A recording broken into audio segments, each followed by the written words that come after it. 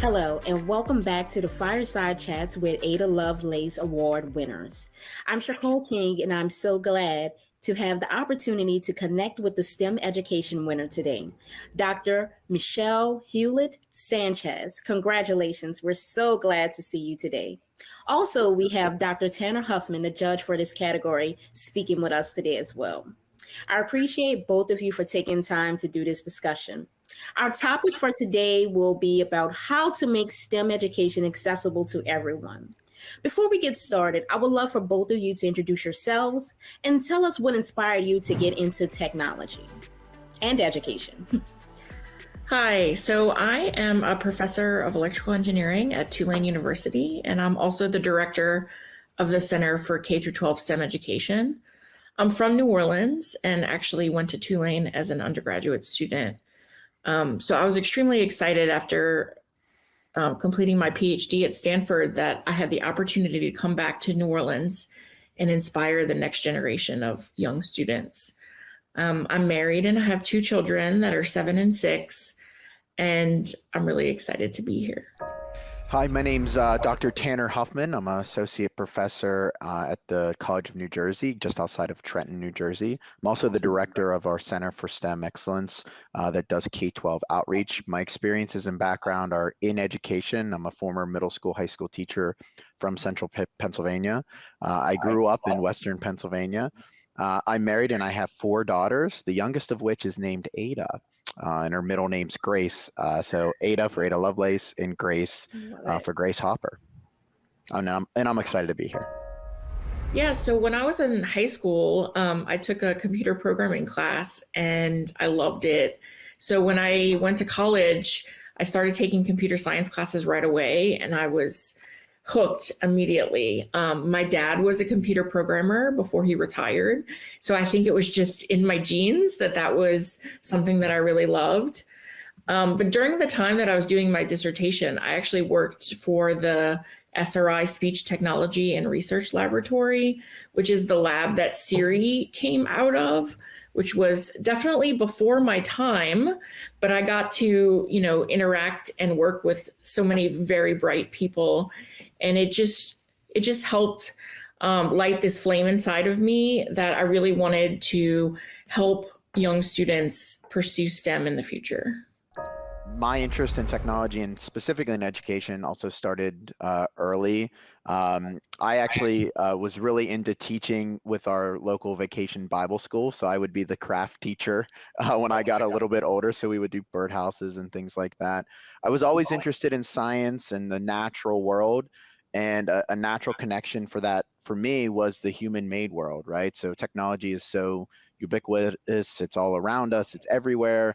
And so I was always really interested in understanding how things worked, how designers made decisions about things they wanted to design, and then how people interacted with those things once they were put in this mucky world that is society. And so I always found that interesting, and I had a love for education. So engineering and technology education was my original area of study. And so I became a middle school, high school teacher, and I absolutely fell in love with teaching. I love middle school kids. They're weird just like me. And so I spent 5.5 years doing that. And during that time, I was a teacher in residence at the Carnegie Mellon Create Lab. And I did a lot of work with introducing middle school students, specifically female students, with robotics. At that time, robotics was almost all competition based. And competition works for some students, but it doesn't work for other students. So I was part of a project called Arts and Bots, where we would actually design robotics and robotic systems to tell stories. And so in a lot of ways, it was kind of an intro into STEAM education, the idea of introducing art into the conversation as well. And so from there, I kind of caught the research bug and ended up going to Purdue University to study technology.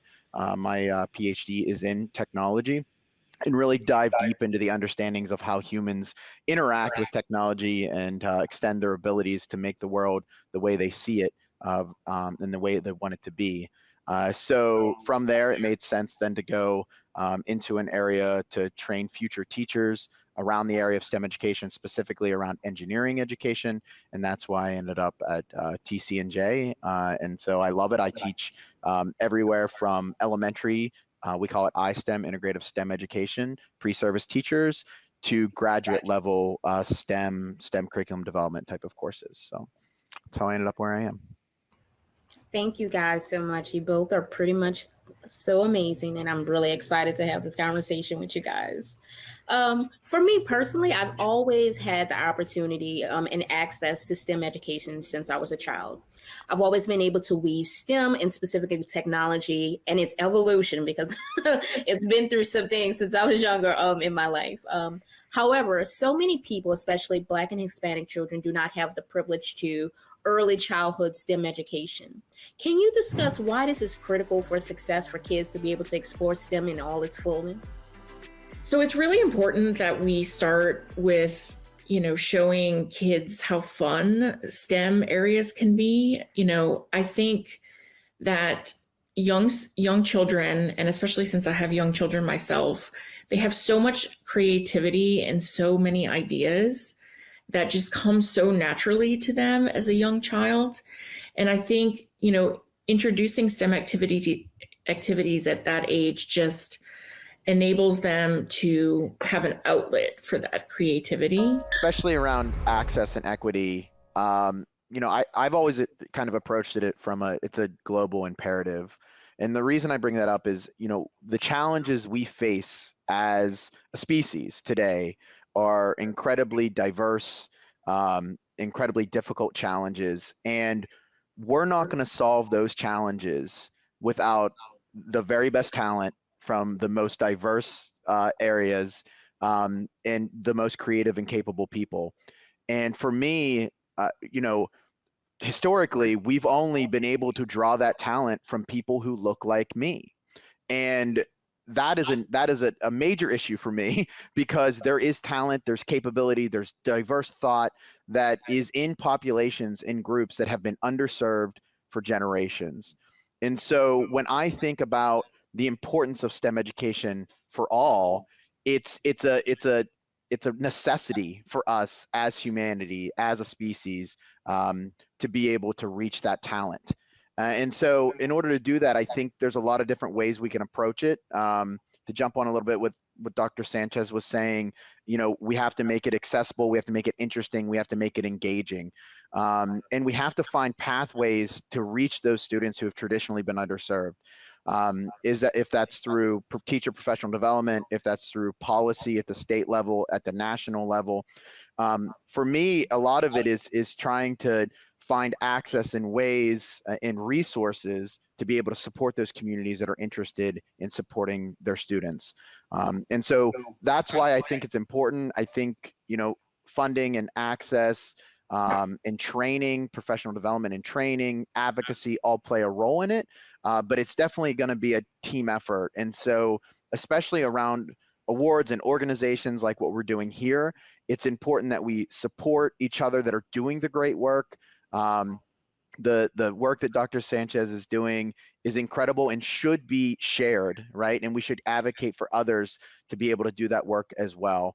And so this is one piece of I think the bigger picture of supporting STEM education, so that it can find its way into those underserved populations for sure. Agreed. That's one reason that we at Tulane started our in-school STEM enrichment program, because we were hosting students on campus. This was several years ago. We were hosting students, and almost all of the public schools in the greater New Orleans area are majority free or reduced lunch. And so, and they're mostly made up of African American and Hispanic populations. And so, we were like, they can come to campus and we're not charging them anything to come. Like, why are they not participating? And so, we realized, transportation is an issue. There might not be teachers that are available to bring their students on a Saturday. The parents might not have the ability to bring them to campus on a Saturday. And so we actually bring the activities to them. And so for the last several years, we've been working with, 5 or 6 schools where we bring the activities to them. And it actually, even with COVID, we've still been doing it because the kids themselves are in school, and the the student that's leading the activity is virtual. And so we bring them all the supplies that they need. And these kids can't wait for Tulane to come. There's a school that once told me, they're doing this instead of going to PE on this given day. And so I told them that, we were not going to PE today and that Tulane was coming. And she was like, the class like started jumping up and down and we're so excited about it. And that's the kind of excitement that we need to start very early. And so we work with kids as young as third grade because it is so important that you reach them at that young age. If you wait until they're in high school, it's really too late because it's really hard for them. It's really hard to have them be passionate about STEM if they aren't already, feeling that way by the time they're in high school. And one of the, I think, important components of starting early and access and equity is that those children who are a part of those experiences see role models and mentors that look like them, right? And so, we talk about the Ada Lovelace Awards.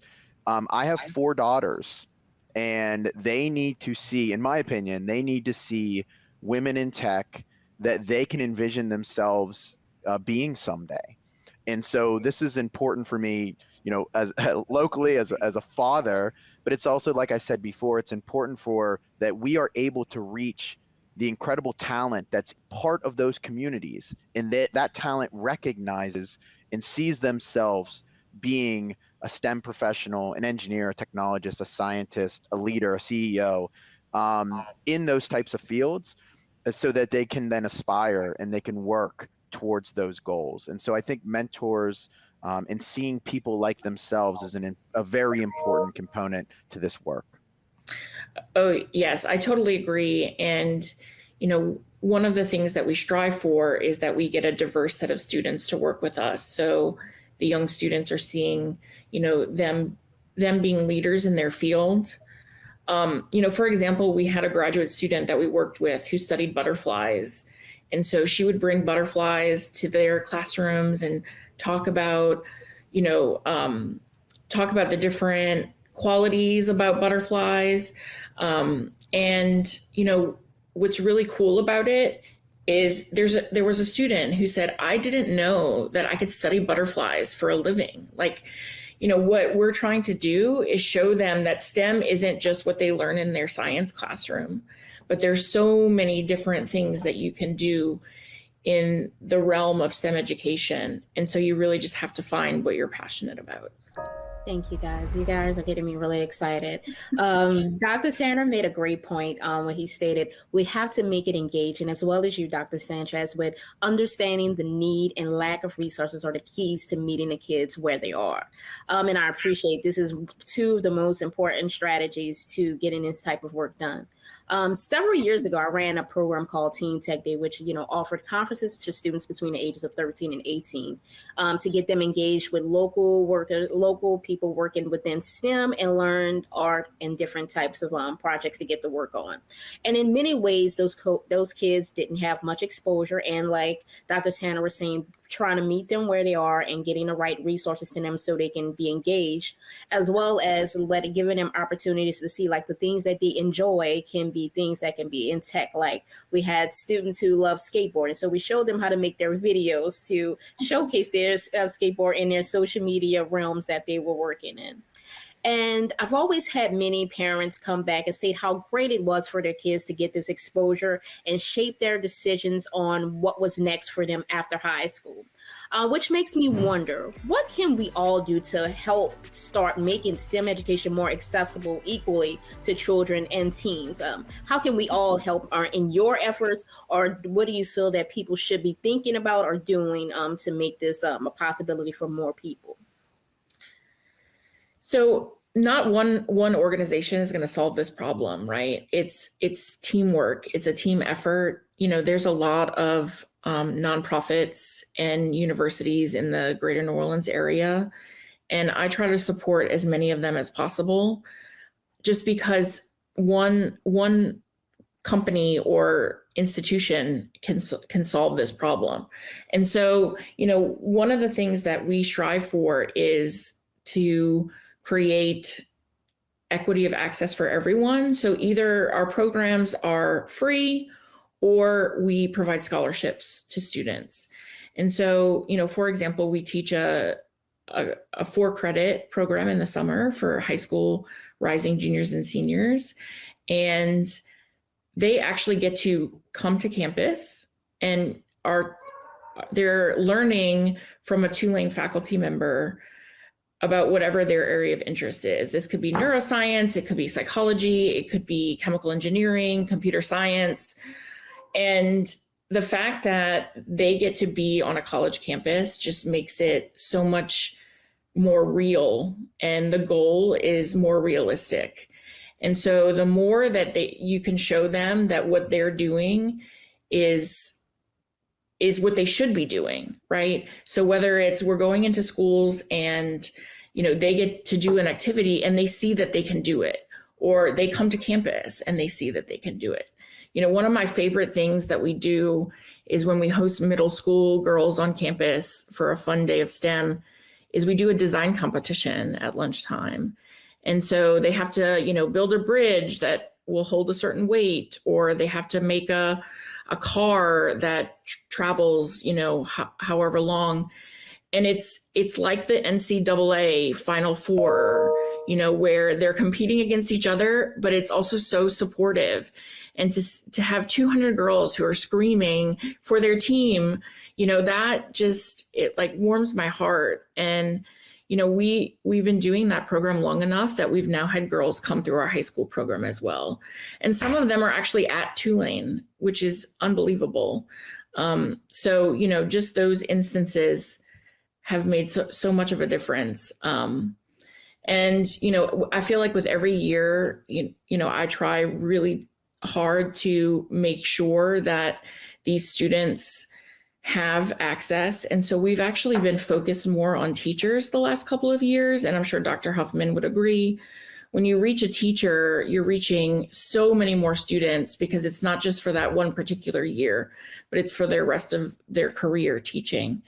And so, we're lucky that even with COVID, we've been able to do virtual teacher professional development. And we've actually had more teachers participate in the last couple of years than when we were doing it in person, because like me and Dr. Huffman, we have kids at home.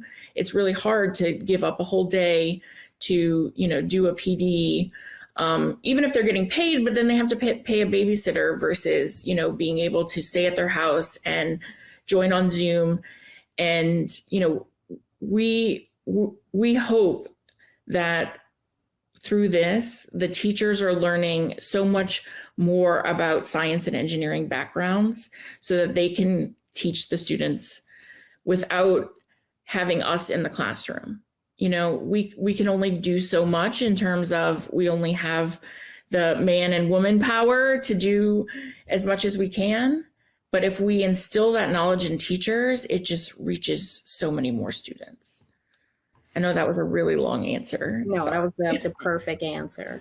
You actually unlocked the memory. It reminded me of that in middle school and high school, that I was going to different science, business, and leadership programs at Xavier and Loyola. And I didn't realize how until this moment, like that really shaped my ideas about a lot of things, since I was going to so many programs at universities throughout that time. So I just wanted to push that out there. Yeah. And also along those lines, since we already started on that discussion, and I know you guys before this were having a robust discussion about this. This is mainly towards Dr. Tanner, but also towards you. It's about the STEM educators that you were discussing and how you're working more with them. What do you feel makes a great STEM educator, and like who do you think should start thinking about these careers, this career as an option to get kids more involved in, or adults more involved in STEM and learning more? Yeah, sure. So I'm part of a research group at TCNJ. It's a partnership between Integrative STEM Education Department, which I'm in the School of Engineering, and the Department of Urban Education in the School of Education. We call it STEM Teachers That Stick, STICK, which stands for Successful, Tenacious, Innovative, Creative, and Knowledgeable. And so when you ask like what what are the characteristics that make a successful STEM teacher, we're really looking at things like persistence, the ability to reach students, to challenge and to fail in some situations, but not to give up, to be optimistic in situations that they can make a difference in a child's life. When we're talking about traditionally underserved populations, there's a culture that's built in those situations that that we need to break in terms of what our expectations are for those children and those students, what are our expectations as educators, chronically underfunded, potentially huge class sizes. We have all kinds of other challenges with students, access to good transportation for after school activities and in classroom activities, the idea of teachers using their own money to pay for materials and tools and things like that. Those are systematic challenges that a STEM educator is going to have to persevere, right? Like those are constant challenges. And so when we work with our districts that are serving those populations, it's not just urban. In New Jersey, we have very underserved populations in rural areas as well, that we talk to these future teachers about understanding what makes the other teachers stick for so long, what makes them persevere. And a lot of it is, understanding your content deeply in a meaningful way, right? So if you're going to teach science, you should know science and you should be excited about science. If you're going to teach engineering, technology, mathematics, should be the same way. They should be creative and innovative in their approaches, right? So pedagogy of the past, lecture in the STEM areas is going to continue to resonate with the same type of students, which aren't the ones that we're trying to reach today, right? And so looking for active learning opportunities, engaging local communities. We talk a lot about looking at the local communities for opportunities for design spaces and inquiry opportunities, things like urban infrastructure, right? We have urban infrastructure that is crumbling across the country, and those are local challenges that really impact children. We did a research study during my graduate work at Purdue where we looked at the design ideas and the design approaches for students in 3 different areas. One was rural Indiana, one was suburban Denver, one was inner city Washington, D.C. And what we found with the students who were in the inner city, they were much more concerned with things like safety, things like, community. How is this going to last? How is this going to look for 3 or 4 or 5 years when funding dries up? Right? Who's going to take care of these spaces? We were doing a kind of an urban playground kind of design. And it was a stark contrast to the concerns that students in rural and suburban areas had. And so understanding that students come to the table with different cultural experiences, backgrounds, ideas, knowledge bases, and leveraging those to advance their confidence, their knowledge, and STEM learning takes a fundamentally different pedagogy approach. Right?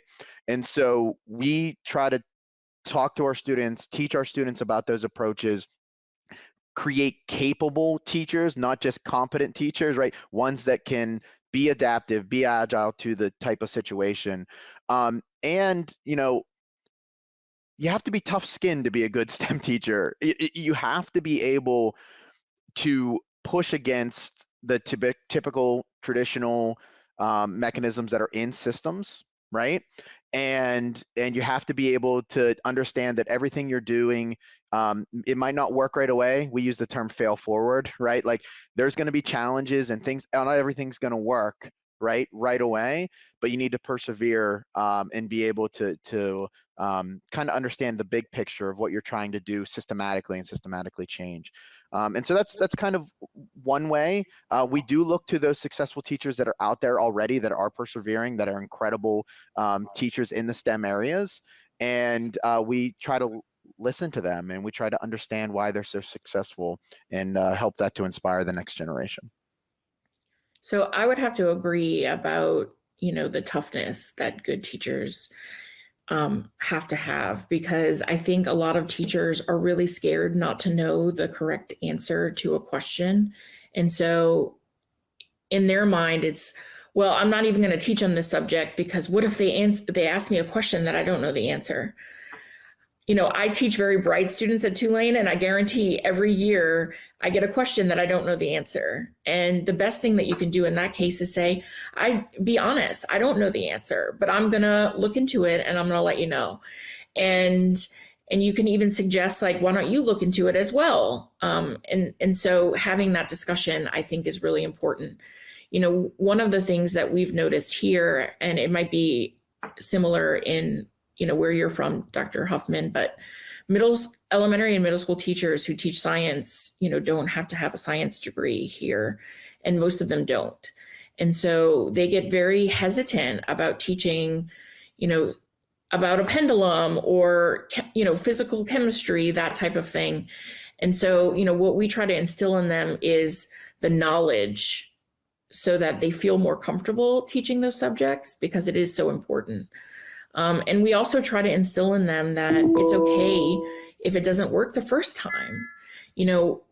I think we've all grown up in a world where you're never supposed to fail. But one of the things that I've learned through all of my schooling is it's actually really okay to fail, and you learn so much more and you come out on the other end so much stronger, and it just makes you more resilient. And I think the more that we can instill that in teachers as well as in students, the better off that we're going to be in the future. One of the things that we've also really worked hard to show students is it's not all about STEM. They're learning so many other skills, when participating in a science fair or participating in a robotics competition or, in a summer program. They're learning things like teamwork, they're learning creativity. I know Dr. Huffman mentioned that earlier. Creativity is a huge part of innovation and engineering design. And so that's a really crucial piece that I think a lot of people don't think about. And, even, things that are helpful for them in the future, like presentation skills. That's not something that I was taught as a child, but I think in what we're doing in STEM now, these kids are learning this so much earlier, and it's just going to make them so much more successful later in life. Yeah, just to jump on real quick, your point of this idea of not knowing everything in the situation and this idea of okay for failure. I used to use a term with my middle school students, because I would have we do a lot of different, STEM competitions and understanding what they know about topics. And I use this with my undergrads as well. I often tell them, you don't know everything, but you do know something, and that something should be shared, right? And so this idea of creating a culture around learning and being aware that there's not one person on this planet that knows everything about everything, and that we're in an educational space to try to build knowledge, build skills, build competencies. And the only way we're going to know what we need to build is understanding where we're all at, right? And we should share that with each other. There's insight that can be gained from every person that comes to be part of the educational system and the educational magic. And so that should be something that we instill in our STEM educators, in our children, that it's okay not to know everything, but everyone does know something. And unless we're going to put that out on the table and be able to share that with each other, we're never going to be able to grow our educational goals. Dr. Tanner kind of brought me to one of our last questions, understanding where we're all at. That's a great concept for the STEM educators, or as well as different people going in different fields within STEM. Along those lines, I never looked at technology careers as an option specifically for me when I was younger. It just never was a thought, nor did I see women representation then to make it more of a reality, even though I was doing stuff in technology the whole time. It just was not registered in that way. I went back to school after grad school for a technical studies degree at Delgado. Shout out to Delgado. And I finally began to actually intertwine technology into my actual career after that. What can we do to make ideas of being in technology a reality for everyone? And honestly, understanding how their transferable skills make everyone a candidate to be involved in this field in some way. I think that's also something that a lot of women struggle with, is seeing how they can fit in, or how the skills they specifically currently have are enough to, be involved in STEM in some type of way. I could get into a 3-hour lecture and conversation around technology, and I'm not going to do that. But the nature of technology and its relationship to humans as a species is a really unique one, right? We embrace technology at a level that is just does not happen with other types of mammals. And so it's grown to the point now that we have a level of uncertainty about the technology and how it works and how it's developed. It's almost created a black box in a lot of technologies, which make the approach of those technologies really, really difficult. And there's levels of complexity to this. A good example is the understanding how coding works on programming systems, right? There are instructional tools that educators have developed in order to kind of scaffold that those understandings of how coding has rules behind the scenes to allow things like this current webinar to even happen. A good example is Scratch and Snap, the coding languages that allow us then to make it more approachable for young children. And so I think that is a potential model that we can look at a lot of different technologies, is this idea of being thoughtful about how we engage in technologies with children, with students, and understand that there might be a need for scaffolding the learning experiences. Again, to go back to coding, like you're not going to just throw a sixth grader into C++ and say good luck, right? Like Dr. Sanchez knows that that's crazy. But there's been developed over time now scaffolding that we could, develop skill sets that eventually lead to students learning that very complex language. I would make the argument that around technological tools and technological skill sets, that those scaffolding experiences have been largely ignored at the K-12 space. There's a famous line from a gentleman in my field. It talks about every eighth grader in the country can tell you how many legs are on a grasshopper in Africa, but they can't tell you how the water comes out of their sink, or they can't tell you how the transmission works in their car. And so there has been historically a lack of instruction about the technological human-made world and how that interfaces with science and math. I'm an engineering educator, so I'm a little bit biased. I think engineering holds the key to how we understand STEM. And the reason I say that is engineering is by its nature integrative. You cannot teach engineering without science content, math content, and technological applications. It does not exist without those three things, while the other three could be theoretically taught in isolation. So I think we should take a serious look at how engineering could and should be taught to children, and use that as a springboard to make science content more accessible, math content more meaningful, and technological tools more approachable.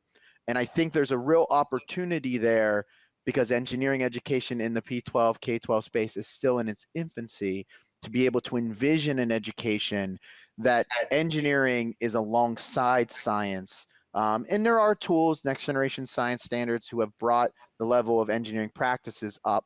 But I think there is a real ripe opportunity to use engineering as a continued vehicle in STEM to make STEM more meaningful. I agree with you. We've been doing Scratch with elementary and middle school teachers, and the great thing about that is they're so scared when they start, but then by the end they're like, why didn't I learn this? It's so easy.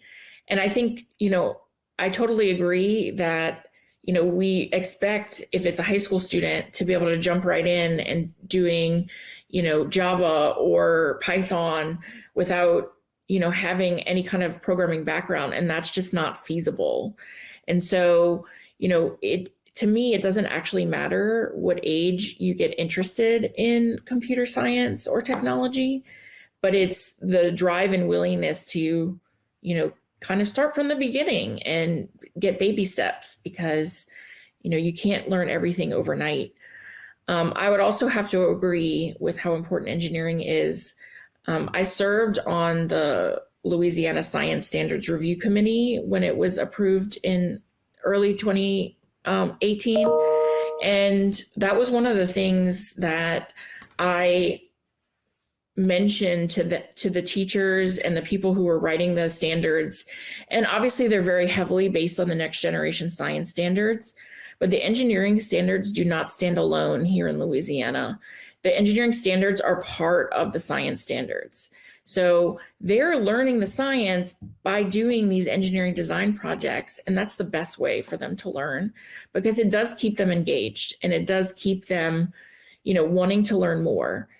It's really not fun hearing a lecture about a particular field and just sitting there not doing anything about it. Whereas you get to build something and it's hands-on. We're so lucky that we live in a state where everyone felt it was important that engineering was incorporated into the science standards. Thank you so much. Yeah, I definitely agree, and I really appreciate you. I'm going to leave you with one final question to get a brief response, especially from Dr. Sanchez, that I just know that many people would like to know. What's the best advice you can give women looking to get into technology? So my best advice would be to follow your passion. STEM is not an easy career in any aspect, whether you go into science, engineering, technology, math. It is going to be difficult, and there are going to be times where it's really hard. But if you follow your passion, you're going to love it so much that you're willing to do that hard work. One of the experiences that kind of has shaped probably my entire career actually is when I went to grad school. It was tough. I wasn't prepared. And there were so many times that I was like, it would just be so much easier if I just quit. But I'm so happy that I stayed. And I really did want to mention that today because, people don't necessarily talk about, wanting to quit and, making it through that. But I stuck with it, and I have a job that I love. I get to teach undergraduate engineering students. I get to inspire K through 12 students every year. And that wouldn't have been possible if I hadn't stuck with it. And so it is definitely, it has to be your passion and it has to be something you love. So that would be my advice. Thank you. I really appreciate you both for taking time to talk with me today. This has been great, and it's been truly an inspiration. Thank you so much. Thank you. Take care.